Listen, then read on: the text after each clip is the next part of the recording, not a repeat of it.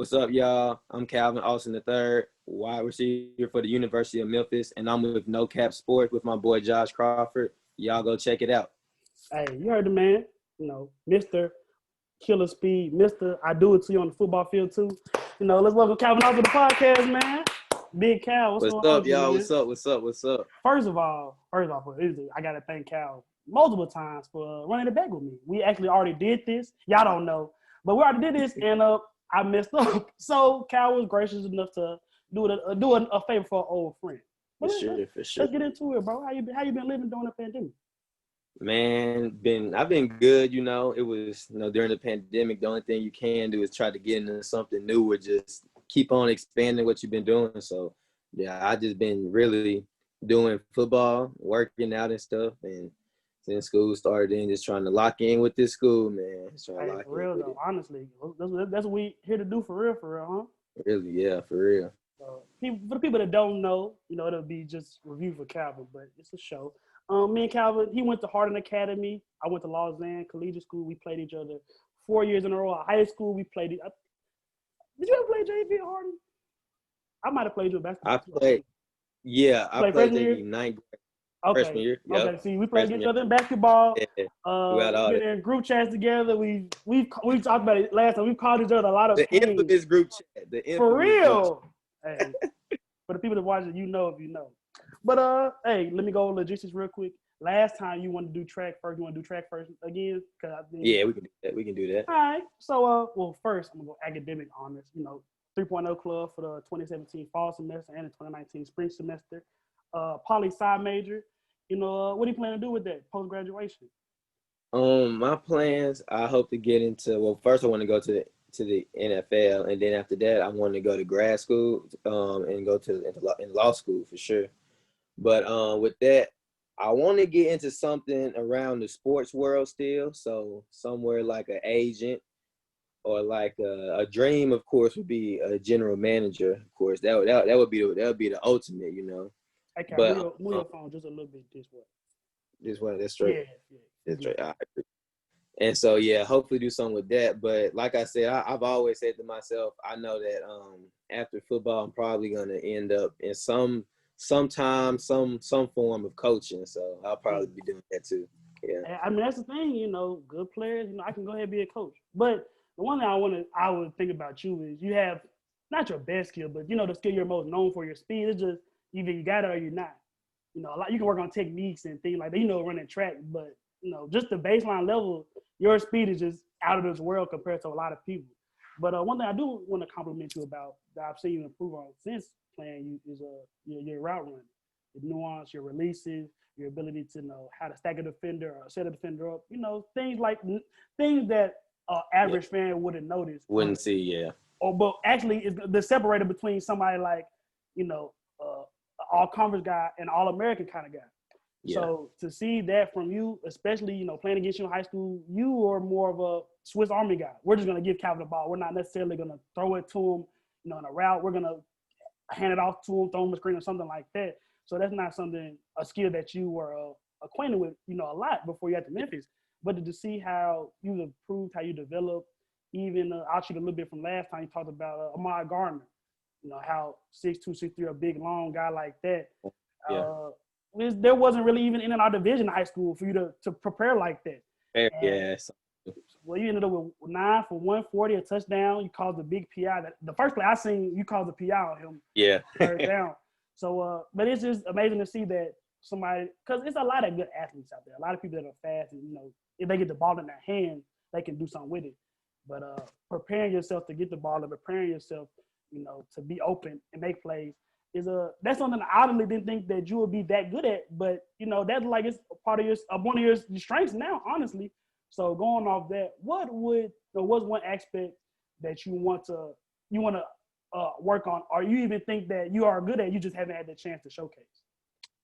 One thing in particular, and like you said about the whole pandemic and everything, that was one thing I did focus on a lot, is my route running, working with coach and stuff. I was just constantly doing drills and working on my different technique and footwork and learning new releases and stuff. So that also played a whole big part in like this upcoming season and being thrust into like the number one receiver role, I was prepared because during the whole break I was just working on it, working, going to the sand pit.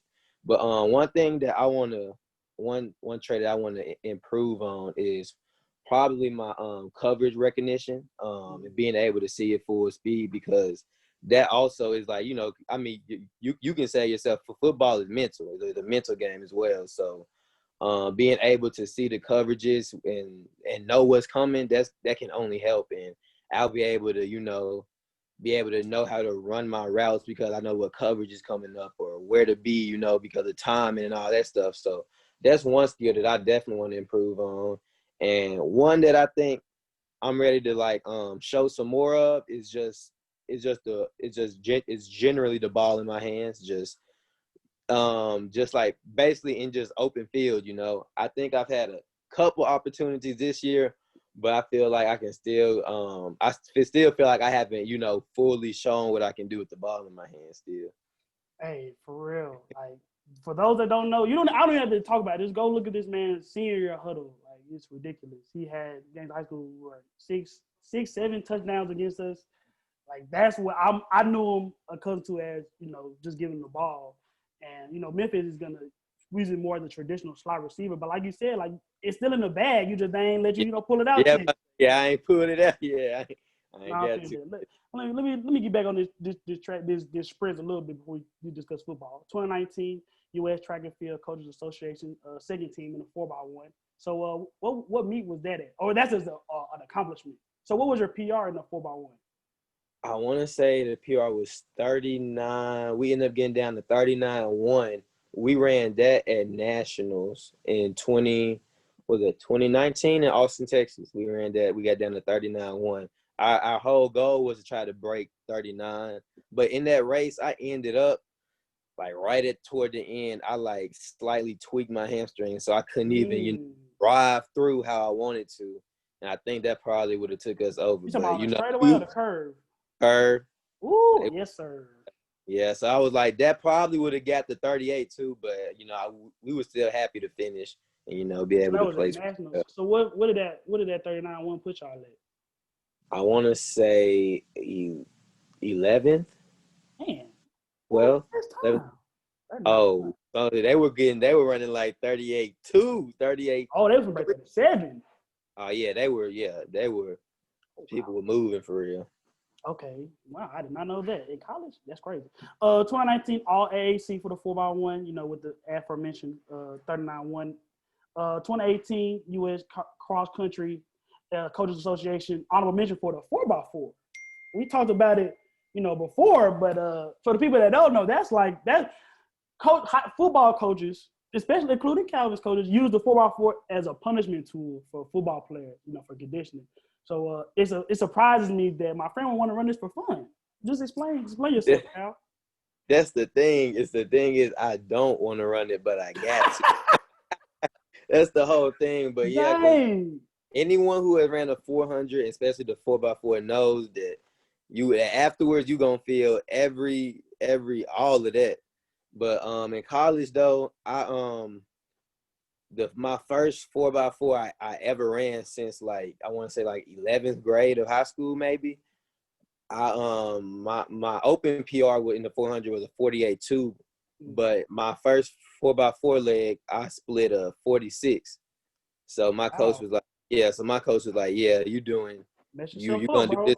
But yeah, and so I've been doing it every year since, all the time. So I told myself I was done running the 400 in college, but mess yourself up, being too fast. Look how that turned out, man. So just a little something we didn't talk about last time. Just break down the dynamics of, obviously visually we can see, the distance and the curve and all that, but just break down when you're in the blocks, what's the difference between, okay, I got to run this 1, which I guess is, I'm going to run as fast as possible for as long as I can, versus the 2, I had to incorporate the curve, and then the 400 is more of an endurance battle. Just really get into those 3 different races, how you prepare for each.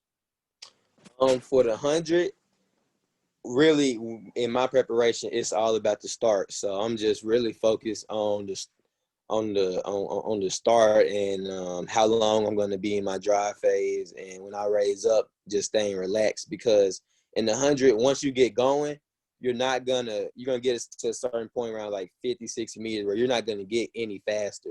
It's just about holding speed, and the only way you can hold it is by staying relaxed. So with the 100, it's all about getting out fast and just trying to maintain it and just stay relaxed. And I honestly just run as fast as you can, you know. And for the 200, that's actually my favorite race. So because I love running the curve, right? So you do feel fast if you run it right. Yeah, about to say. So especially when I'm inside, I'm like, I'm gonna go and try to eat this curve up, and just since I do run the 400 many times and have to train for it, I got good endurance. So with the 200, I just try to come off the curve and just hold on to that. And with the 400, that's the one that you're gonna be thinking about the day before. I'm just like, oh yeah, I got 400. Like what I'm like, you know, I'm trying to see like going to bed early, drinking the water, all that, you know. So that's the one that is like the most mentally taxing, I say, because it is like a way to run it, you know.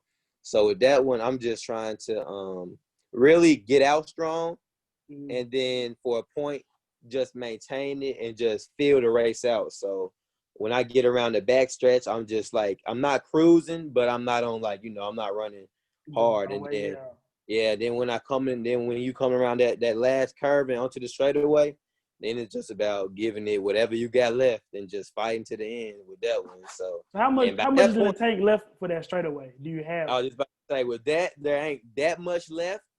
So once you push it, it's just about trying to hold on to that, because the lactic is gonna be, you're gonna build feel up crazy. You're gonna feel all the lactic. So it's just about trying to just drive your knees, because your knees gonna be the first thing to try to go. They're gonna try to, your legs gonna try to yes sir, leg drive. Leg drive. That's what it is. Leg drive. It's like a sled on your back. You run that for fun, bro. You do this for fun. Crazy to think about, man. But, for real. Yeah, but look, I do it though. Hey, we do crazy things for football. Hey, 4-time, 2018, 4-time All AAC, 2 indoor, 2 outdoors. The indoor, you had the 200-meter and then the 4x4, as mentioned. The outdoor, you had the 4x1 and the 4x4. Oh, okay. So for the indoor 4x4, that's 2 laps each. Yeah, 2 laps each. So that's the whole thing with indoor, and what I had to get adjusted to, because I never ran indoor before college. So it was like the 200, 1 lap around. So that's 400, 2 laps around. Yeah. So it was just like 8 laps.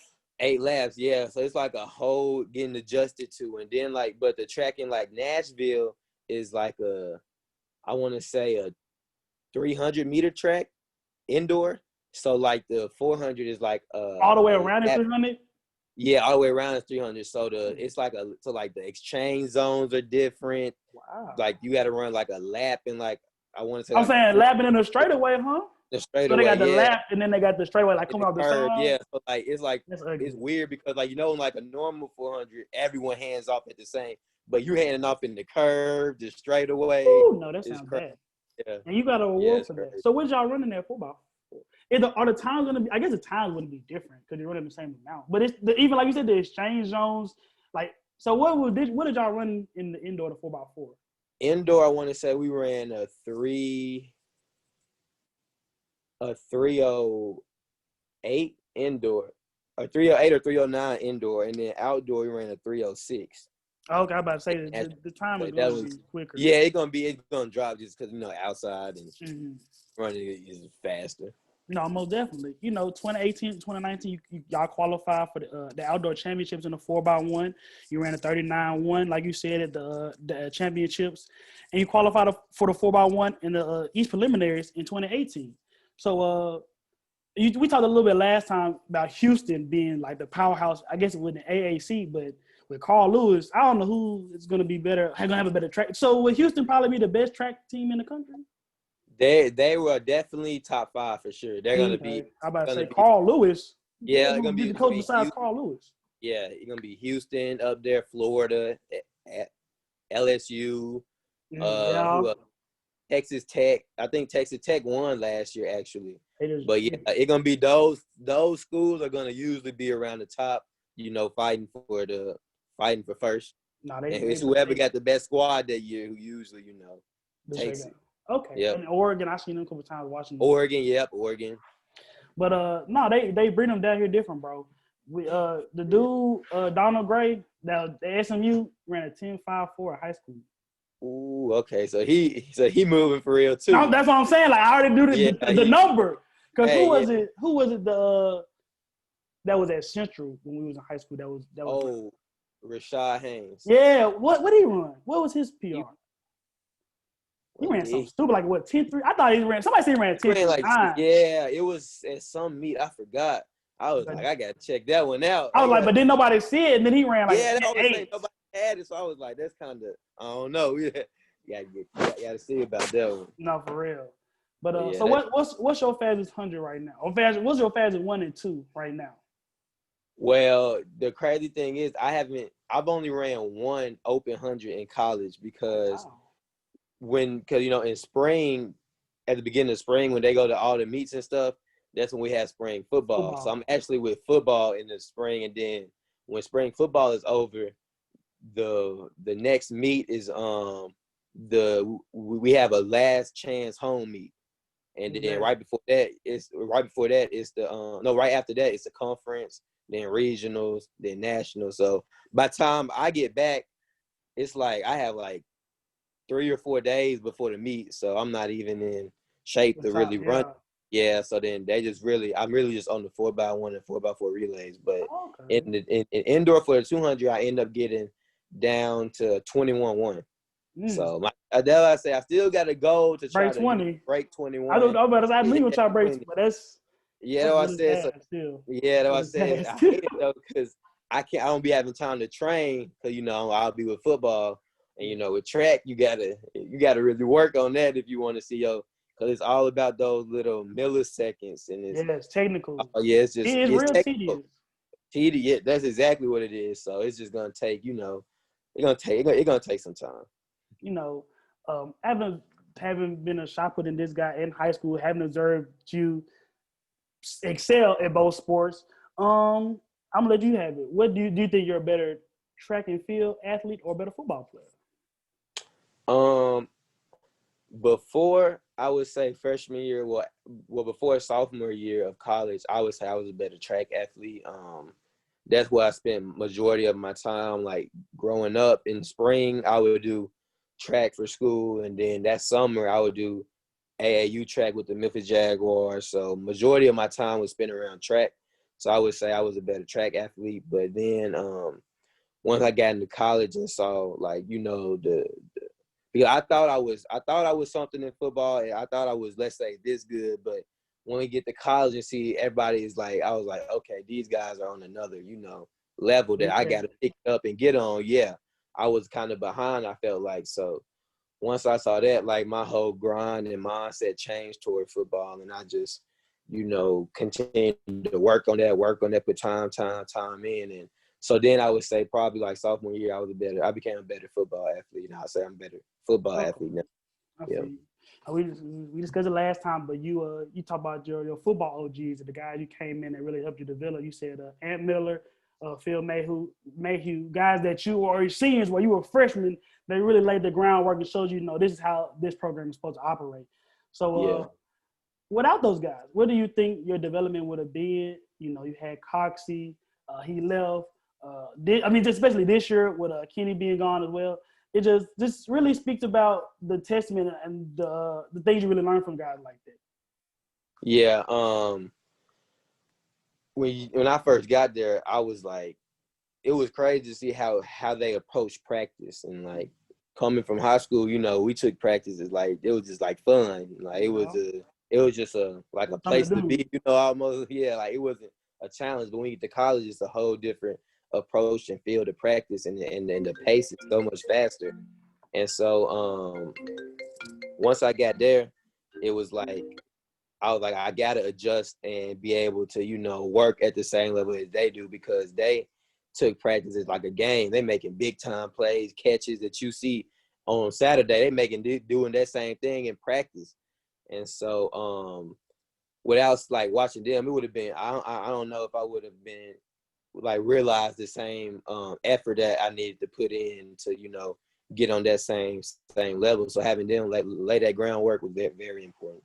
I feel that. Let me just give the audience a little context of the type of dude I'm talking to right here, because we can talk about it all day, but this is facts. 9-time TWAA state champion in sprints and relays. 7-time Tennessee State Sports Writers Association All-State honoree. You set 5 school records at Harding. 2-time Commercial Appeal Best of Press Track and Field Athlete of the Year. So that's over the whole city of Memphis and any surrounding areas. So and then TWAA runner-up in 2017 from Harding, which is not a big school at all. So that's really impressive. It's still divisions, but Harding was smaller than Lausanne. So to really hold the weight, because y'all had some other Nick. Y'all had a good 4x1 team, but you were the main point getter for the squad. Yeah. So that was then that's only track. Let me transition a little bit to football. 49 total touchdowns in high school. That's a lot.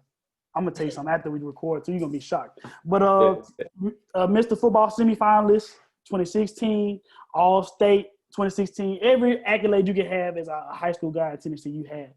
3-time Best of Preps pick 2014, 2015, 2016. So that was sophomore through senior year. So you've been doing this for a while. So let me start a discussion. As a football player, how do you see yourself? Like, is your game? What is a receiver that you compare yourself to? Who you model yourself after? I would say that some of the guys that I'll watch and maybe study a lot of film on is guys like Hollywood Brown and Tyler Lockett. Those guys are around my same size and have some of the same skill sets that I have. So it's always good seeing guys that are in the place where you want to go. Exactly.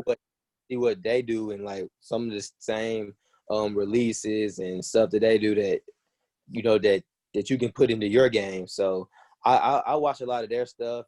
Hollywood, he very explosive and use his speed, so I usually watch his game for that. And then Tyler Lockett, he's good at tracking balls and using his releases at the line, and he had great body control. So those are some of the guys that I watch to just add stuff to my game and just continue to improve. Okay, 2018, your first season on the field, you came out, you made your debut. It was nothing, just a little 83-yard sweep, longest run since 2018. Nothing major. So that was, you were in the backfield, or was it with a fly sweep or something? Yeah, fly sweep. Okay. They put me in motion. Got to break some tackles, or you just ran? I cut through. I made one cut inside and then cut back outside and just hit the sideline. Just hit the sideline. Just go look at the huddle. I can't speak on it. Just look at the huddle. Like, even on huddle, like you're shaking people, but it's like, okay, these people are moving at one speed, and this one dude is just moving. About to get frustrated all over again. It's okay. 2019, redshirt sophomore year, you played 13 out of 14 games. It was just, pretty good, especially for your second year on campus, or third year on campus, but still a sophomore on the field. 17 catches, 315 yards, 3 touchdowns, 2 of which came versus Tulane. Your other touchdown, along with 81 yards, came against Houston. A big game in the conference for Memphis always. So good for you to see you show up in big the first time, but not the last time. You really popped out in a big game like that. They gave you a scholarship after that game. You told me last time they didn't give you the real, the ESPN job. They just told you, yeah. So we signed the paper, then I signed it. Hey, and then probably one of the top 3 biggest games in the Memphis program right now, the Cotton Bowl, where y'all played Penn State, 3 yards, 39, 3 catches, 39 yards. And you had a touchdown, I think, in that too, because I think I watched it actually. And so you really just established yourself at number 84. Like, who is this guy on Memphis? Running really fast in this great jerseys away from people. So honestly, I think there was an expectation for you to really come in and make an impact this year. But at the end of that last year, it was still really DeMonte and Kenny who were going to be the go-to guys. And that changed. You see how quickly that changed. But even before Coxie left, you were starting to really make an imprint as, this is going to be my offense. What's this? It doesn't matter. 9 for 184, big touchdown versus Cincinnati, even though, y'all end up losing. You just been making plays consistently this year. So what has been the change, you say, the biggest change from, besides opportunity, but from from last year to this year? Really, it's my whole mindset and focus because besides like I said, I put a lot of time and work into my routes and my footwork and all that. It was really just a mindset change into this year. I felt like was my year that I was gonna, like, regardless of what was going on, I was gonna make big plays and step up and really solidify myself as a receiver, at the University of Memphis. And so that really was the most changing thing because the last year I was more of just a package guy. So my whole mindset was when I get my one play, my one moment, my 1-2, attempts and stuff is just to make it and just capitalize. But this year it's more of a being consistent throughout the whole game, throughout the whole season, throughout the whole practice, and like stepping into that leadership role and just making sure that I'm working hard enough so the young guys can see and set an example like that. I feel you. Let me go a little big picture. You're from Memphis. You chose to go to the University of Memphis. Why? Obviously, you see where I'm at. Not close to Memphis. Yeah. It can be a hot button issue in our city versus where guys, especially basketball, obviously about people that go away for school. Tyler Harris just transferred to Iowa State. So, but why did Calvin Austin III decide that he wanted to go to Memphis? Ever since I was younger, like middle school, even elementary school, when I would go to the games and they'll be getting blown out, I was like, you know what? I want to come here and be the guy that can change the whole outlook of the football team. And I thought at that time I was like, I'm gonna have these offers from Bama, Georgia, Florida, Oregon, all these big schools. So I was like, I'm gonna turn all those down and come to Memphis. Obviously, it didn't work out like that, but I've always wanted to come to Memphis, and it wasn't looking like I was going to. I thought I was gonna end up in the Ivy League school or smaller FCS school, but my dad was like, the track coach had talked to the football coaches, and they was like, yeah, you can run both here. You can play both here. So I was like, I want to do that, but at the same time, I still feel as if I deserve an offer, and because I thought I was a way better player than I actually was. And so my dad was like, you need to put your pride to the side, and this could be a opportunity and a blessing that you're missing out on. So I was like, I'm just gonna go ahead and do it, take it with a full head of steam, and just work, and just knowing that guys like Anthony Miller, Joey Magnifico, Alan Cross, they were all walk-ons that were end up being placed on scholarship. I was like, I know if they can do it, I can do it too. So I just was working. Okay, I feel that most definitely. Now we're about to wrap it up a little bit. I'm gonna hit you with a joint I hit you with last time. Who is that Calvin Austin III of the Memphis program right now? Obviously, you assume the engine role. You're the alpha dog right now. But give me a little insider trading. Tell me about one guy in the program that fans or anybody really wouldn't know that much about that you're thinking they're gonna blow. They could end up looking like a Calvin Austin in 2 to 3 years. Let me see. Well, Colin Watkins, he's obviously been showing out for y'all this year. He's really emerged in the past couple games, honestly. Yeah, I would say he's gonna be a guy that continues to make plays just because he gets the ball in his hands. He can do he's special with it, so he'll always be able to make some plays. One guy that I would say that when that time comes is gonna be able to I think I'll make huge plays is Markel Jones and Kai Matthew. Those are two of the freshman receivers, and they don't get obviously talked about a lot because they have just come in, and with the whole pandemic, it's been it's been kind of a transition from high school to learning college amongst a pandemic and not being able to have a spring and all that stuff, a true summer. So it's been a whole transition. But those are two guys that whenever it is, once I leave or in end of the season, whenever, but when they get their opportunity, they're gonna make plenty of plays because they have a ton of talent and just natural talent, and they're fast, can catch, and it's just they're gonna for sure be able to make plays. Okay, fresh for 2020. We getting old, bro. Yeah, Where they from? Kai Matthew is from Louisiana, and Markel Jones from Georgia. To make sense. Now you ain't gotta talk about it. Yep. Well, you heard it here first, guys. So look out for those two guys. You heard Calvin. You know, he got his head on straight. He's a good guy, one of my friends for a long time. And football works. Everything works for this man, honestly. Whatever he's been doing is gonna work. So he has no way to fail. Again, brother, thank you for doing it another time with me. I got it recorded this time. I ain't got to even hit you back next time. But big things on the field, bigger things off the field, and I'm glad you did it. I'm proud to call you a friend, bro.